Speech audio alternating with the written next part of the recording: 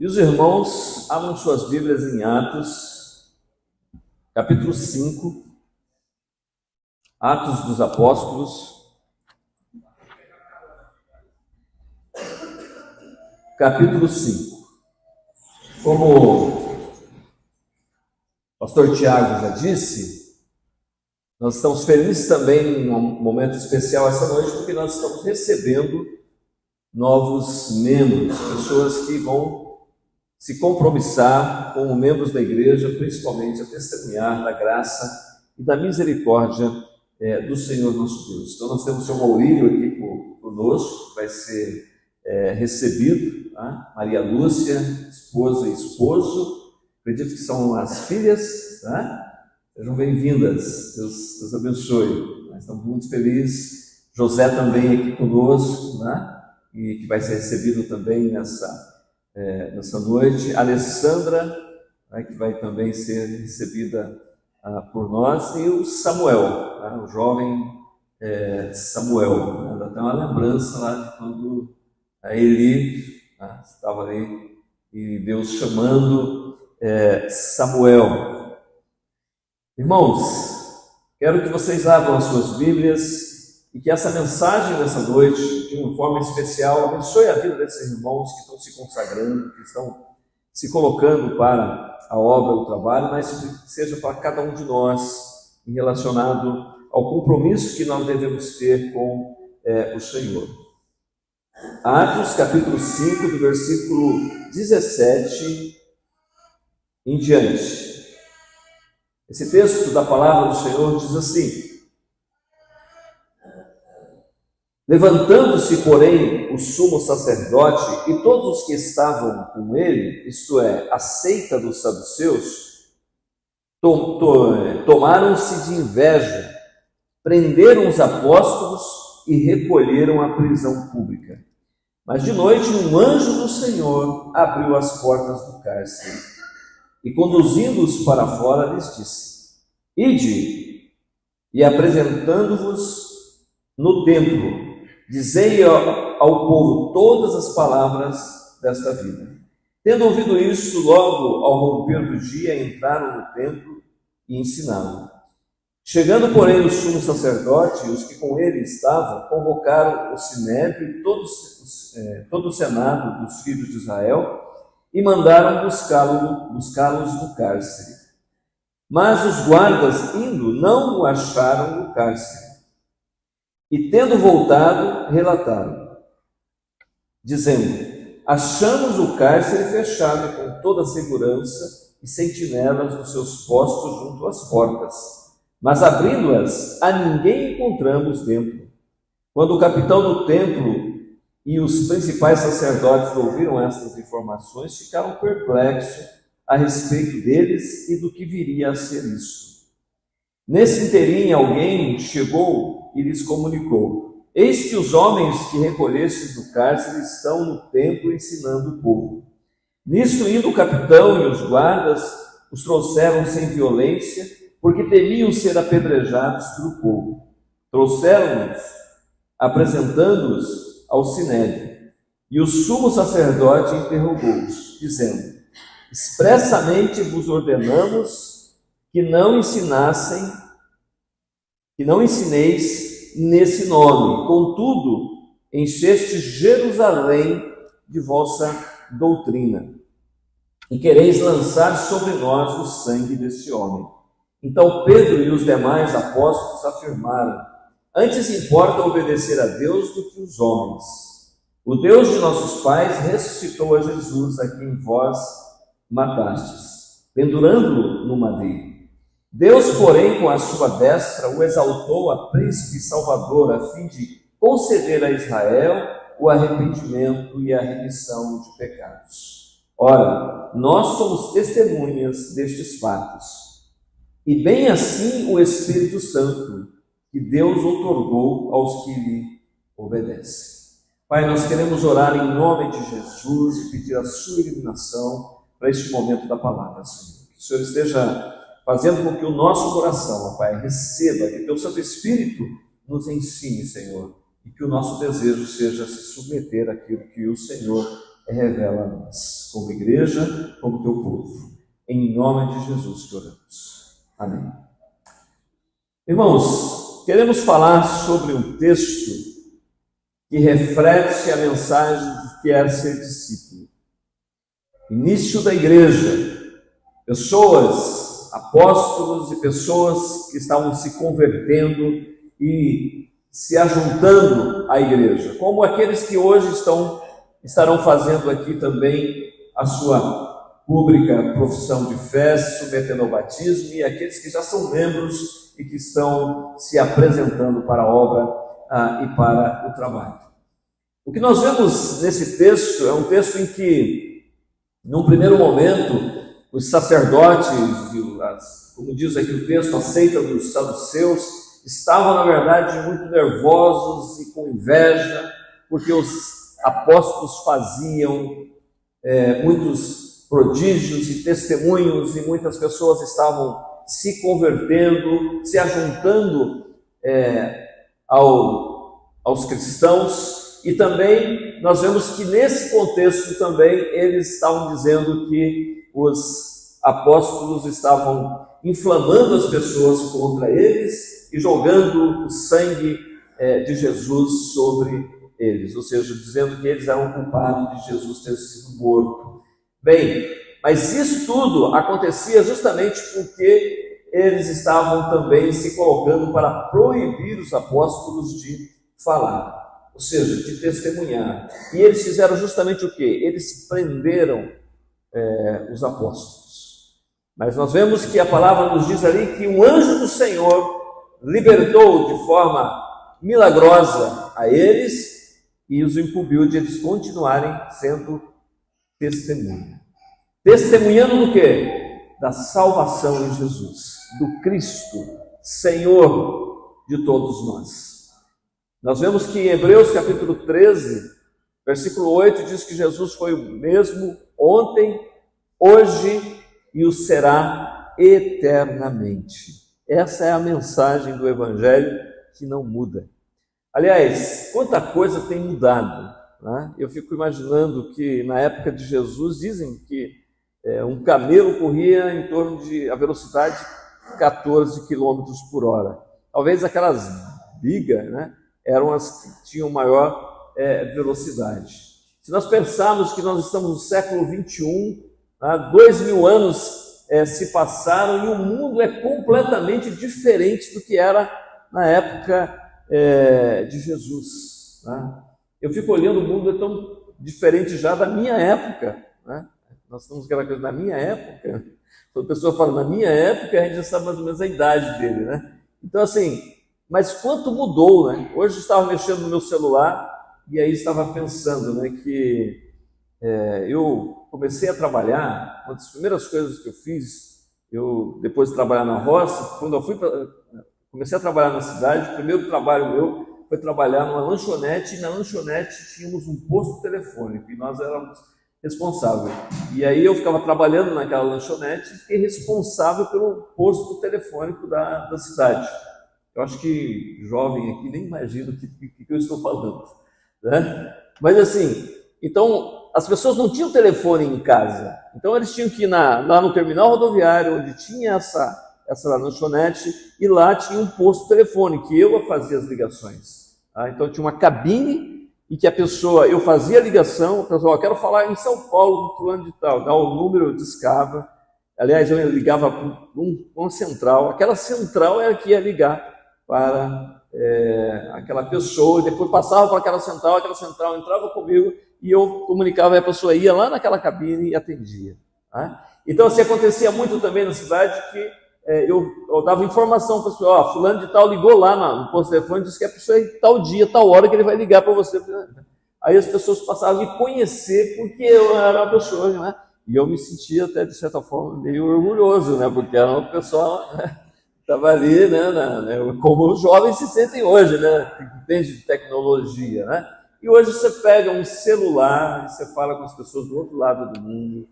A globalização interligou as pessoas, os meios de comunicação, os meios de transporte, faz com que o mundo se torne uma aldeia, uma Marilândia do Sul, né? contato um com o outro. Quer dizer, o mundo mudou, mas Jesus continua sendo o mesmo hoje e será eternamente. A mensagem de Jesus é uma mensagem que não pode ser aprisionada. É isso que o texto está dizendo para nós.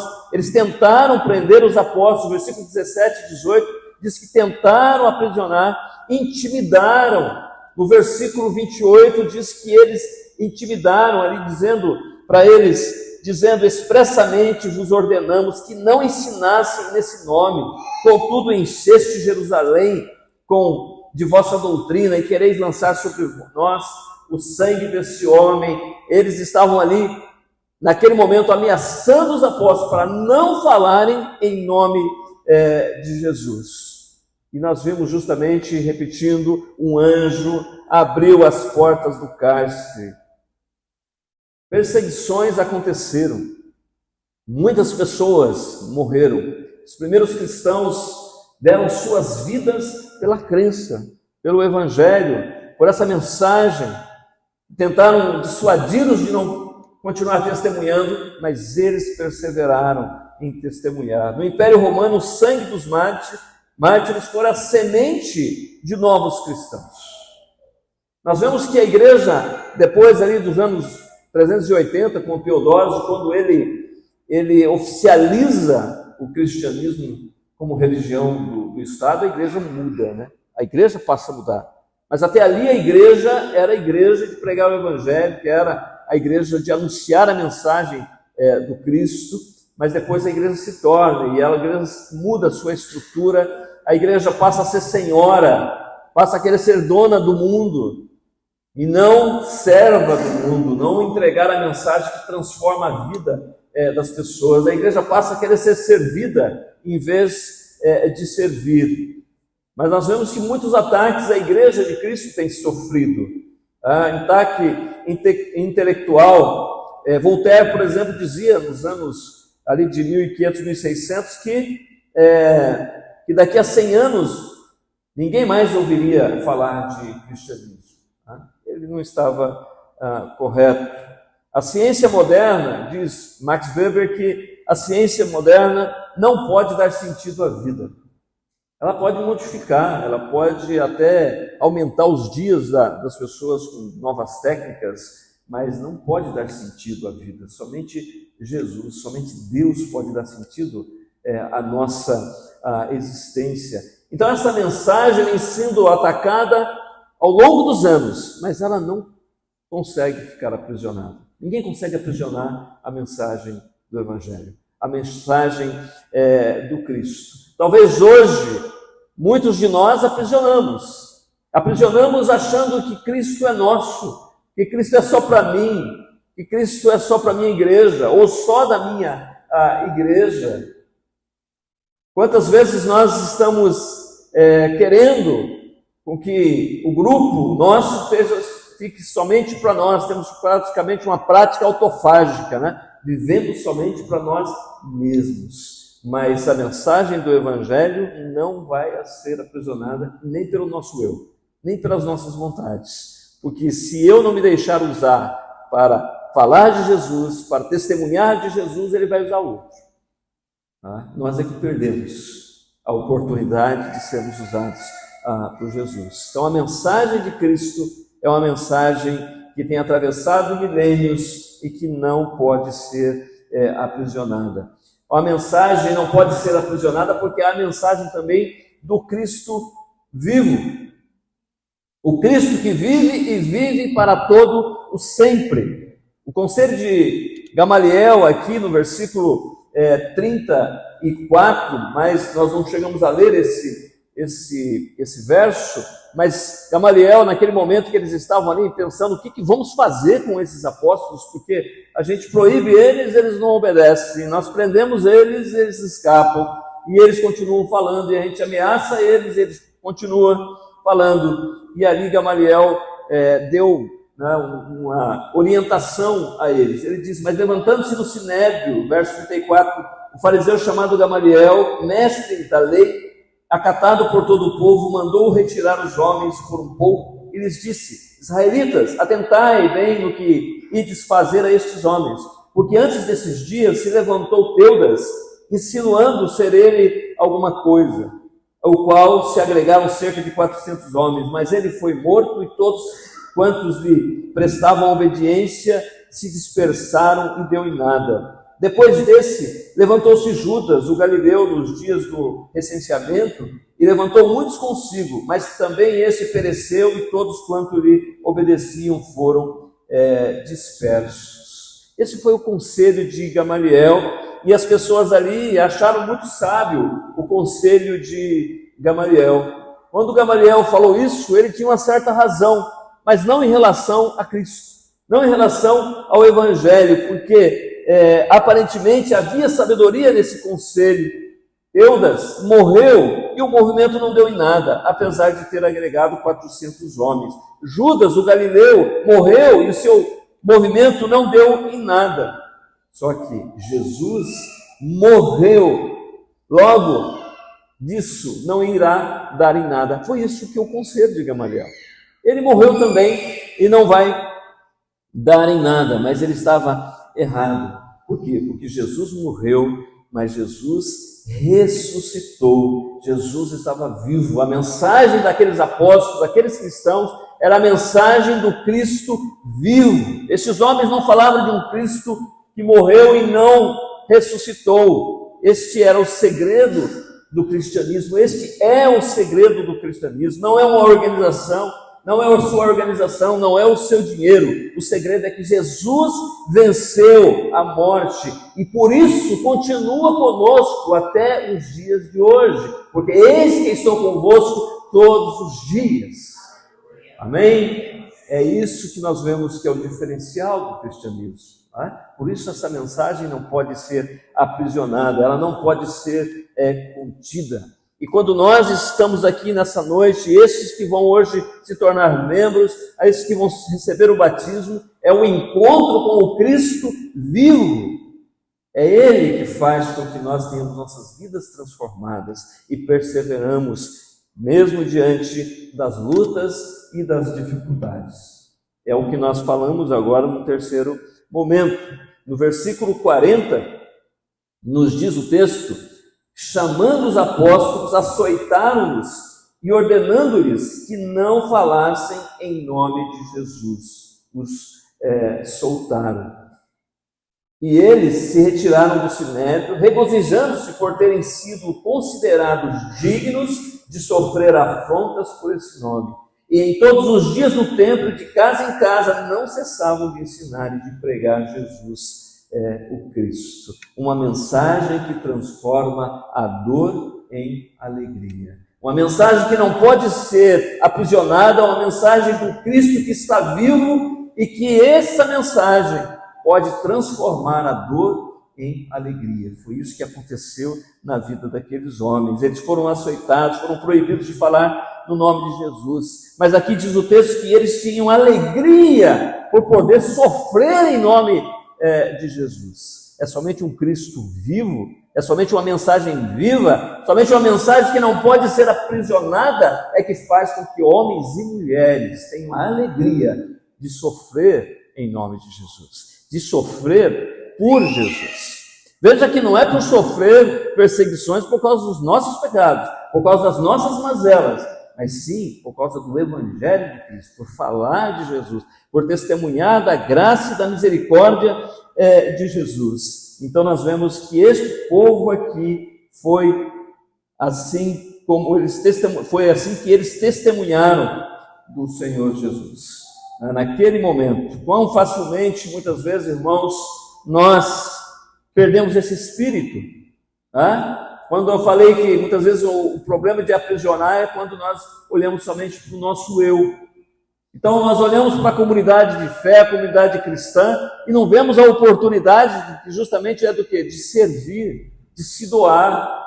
Mas quando nós não temos o espírito do serviço, quando nós não temos o espírito de Cristo, nós só vemos as dificuldades, nós só vemos os problemas. Por quê? Porque queremos ser servido.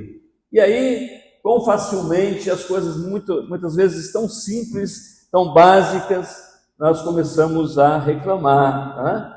A igreja está muito quente, o ar-condicionado não está funcionando muito bem, ou muitas vezes o ar-condicionado está funcionando muito bem demais e estou sentindo frio, ou o banco está duro, ou o irmão não me cumprimentou hoje, ou, entendeu? Quantas coisas levantamos que são coisas banais e que nós muitas vezes estamos sendo impedidos de servir e de testemunhar de Cristo. Isso são banalidades. O que faríamos se o Senhor aparecesse entre nós, no meio de nós, ou junto de você, e mostrasse as suas feridas, como ele fez para os apóstolos? Né? Porque isso demonstra o que ele fez por nós. Então, cabe a nós lembrarmos que essa mensagem é uma mensagem que transforma a dor em alegria. Ou seja, mesmo nas lutas, mesmo nos sofrimentos que nós passamos por ser um discípulo de Jesus, a gente tem que ter alegria por isso. Alegria por poder sofrer, por poder padecer por Jesus, pelo o Evangelho. Ele merece.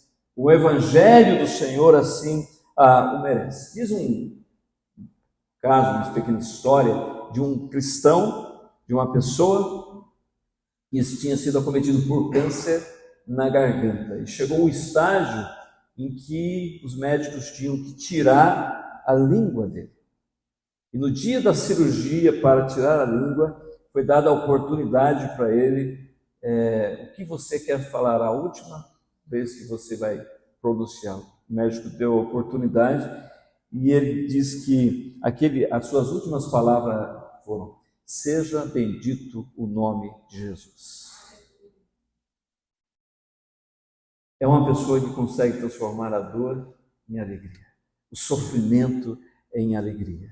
Eu não sei qual que é a tua luta, a tua dificuldade, mas se você tem sofrido por você ser um cristão, se você tem sofrido porque você tem testemunhado de Jesus, se você tem sofrido porque você tem a sua vida se colocado à disposição do outro para servir, para testemunhar do Evangelho, fique feliz, se alegre. E os sofrimentos que você tiver, ore ao Senhor para que Ele tenha misericórdia, te dê força para que você continue sempre glorificando e exaltando o nome de Jesus. A mensagem de Jesus tem se atravessado milênios, porque pessoas deixaram as suas dores serem transformadas em alegria para servirem ao Senhor Jesus. Então, ser discípulo de Jesus não é uma coisa fácil.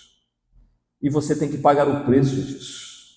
Todos nós, como cristãos. Se você é um cristão, se você está na igreja, se você está servindo ao Senhor, você tem um preço sim a pagar. Nós não pagamos pela salvação, a nossa salvação é pela graça de Deus. Mas tomar a decisão em relação a ser um cristão, a testemunhar, a levar a mensagem do Senhor, se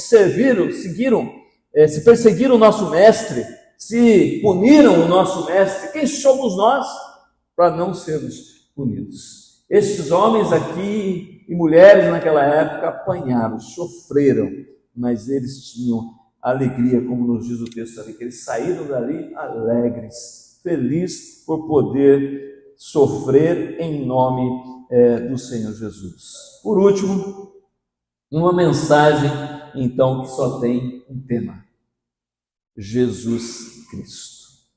Jesus Cristo é o único tema que essa mensagem que atravessa milênios tem. Jesus.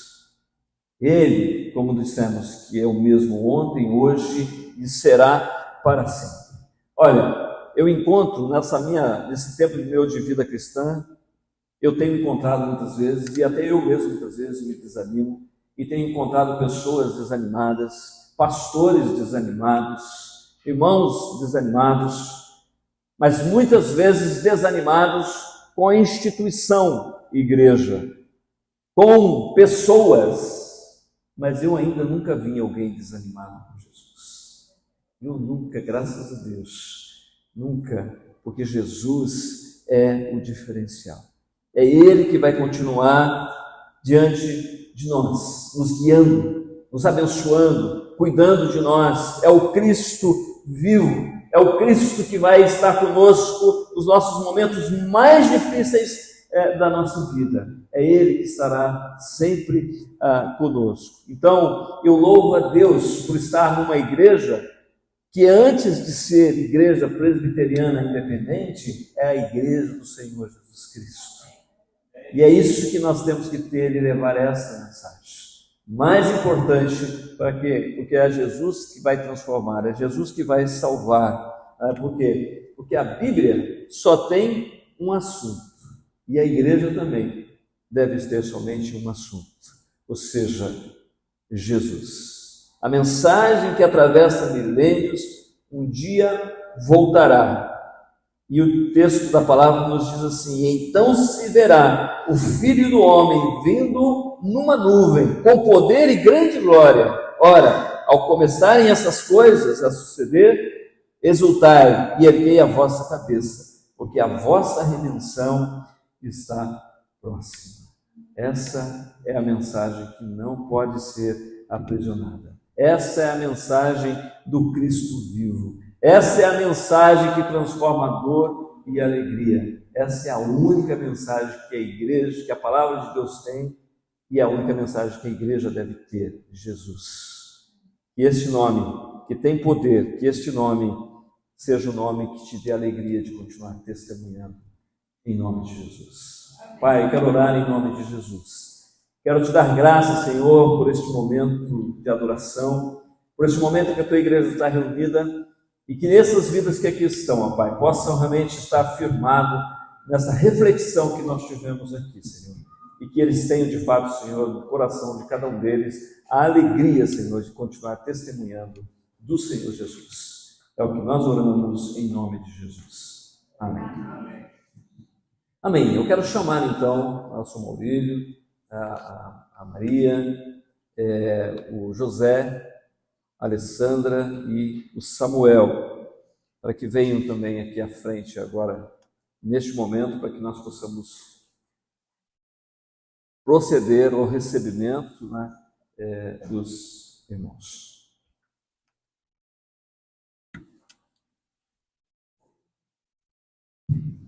E o pastor Tiago que me ajude aqui. Subir, vamos ficar aqui. Fiquem. Tá. Vocês podem ficar os quatro juntos, só o José fica aqui, José. Okay?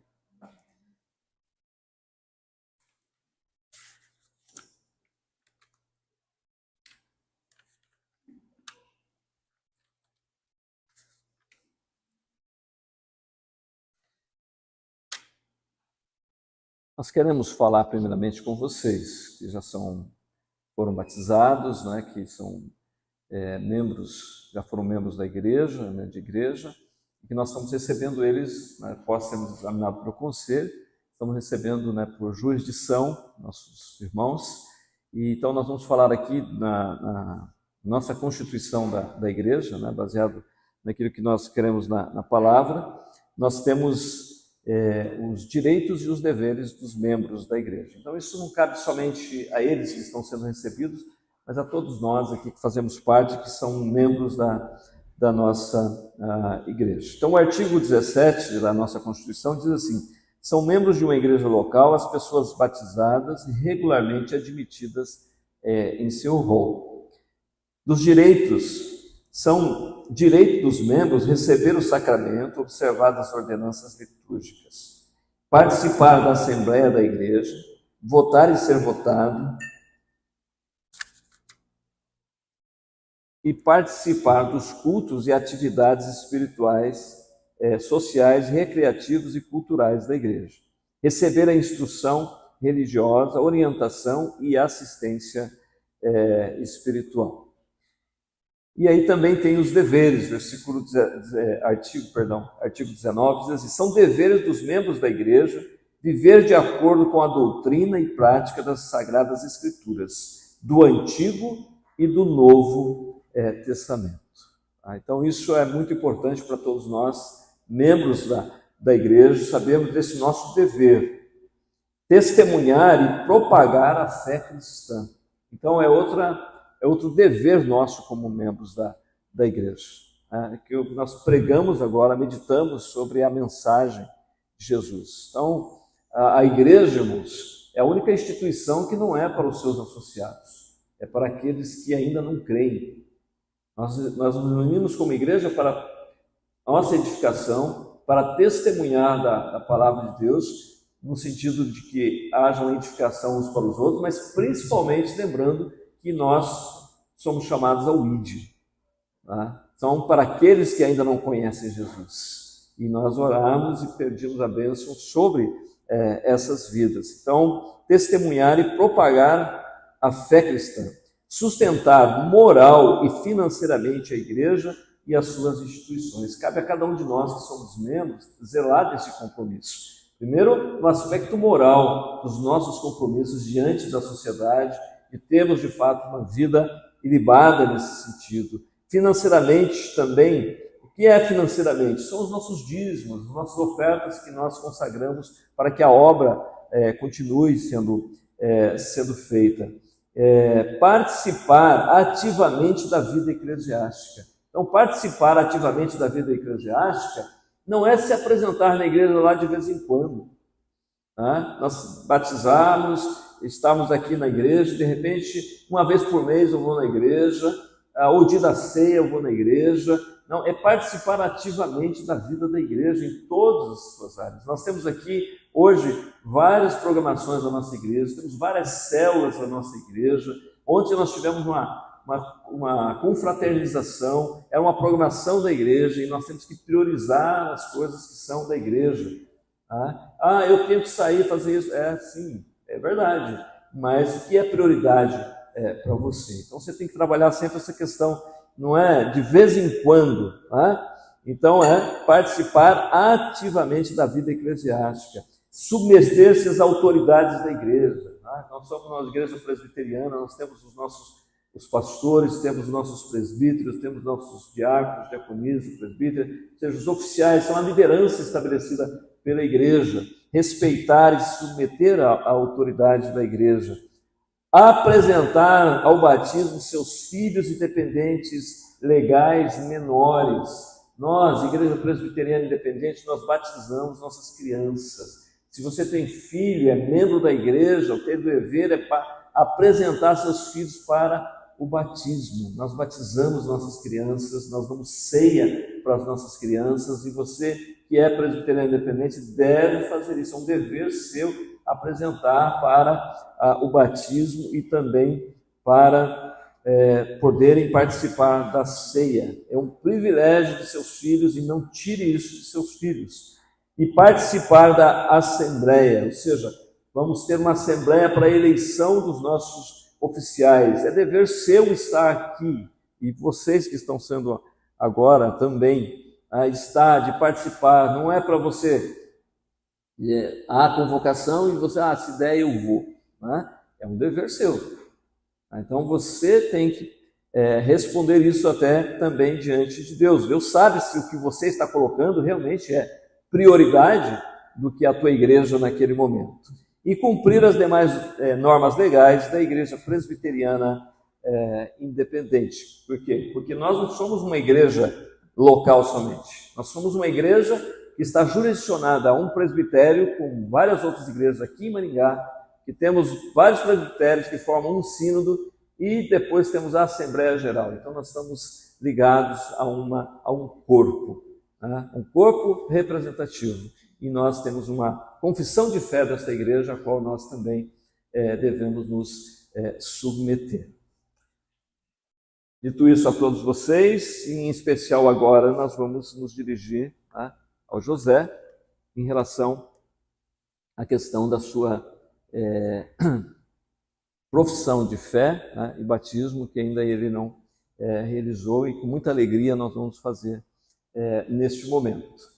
Então, nós vamos fazer algumas perguntas para você, e daí depois você, concordando, aí você responde sim. Ok?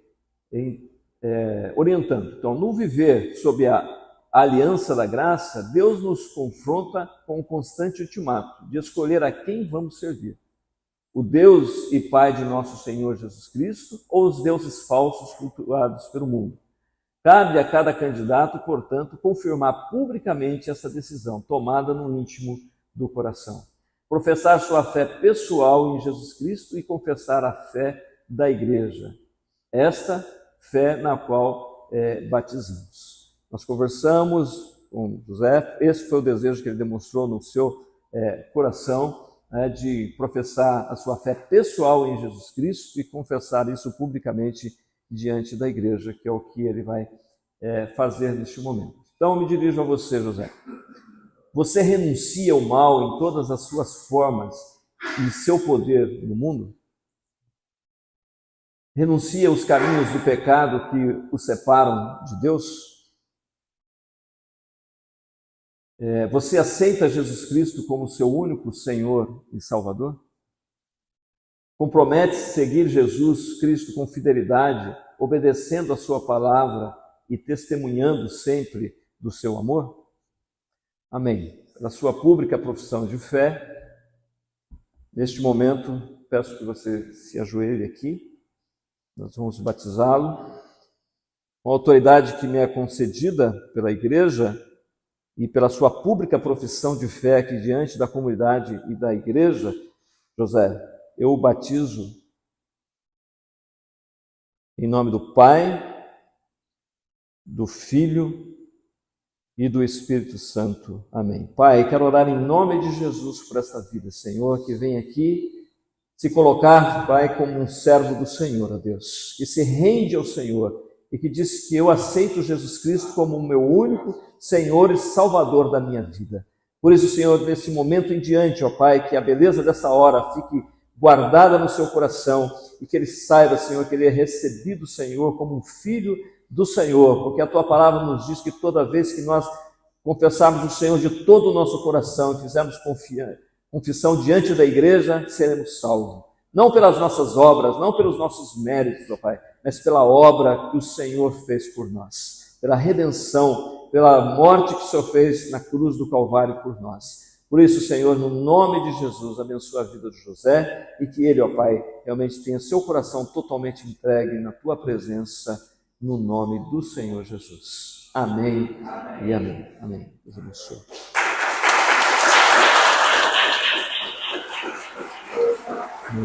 Seja bem-vindo. Amém, irmãos. Louvado seja o Senhor. Podem voltar, sentar nos vossos lugares. E nós, assim,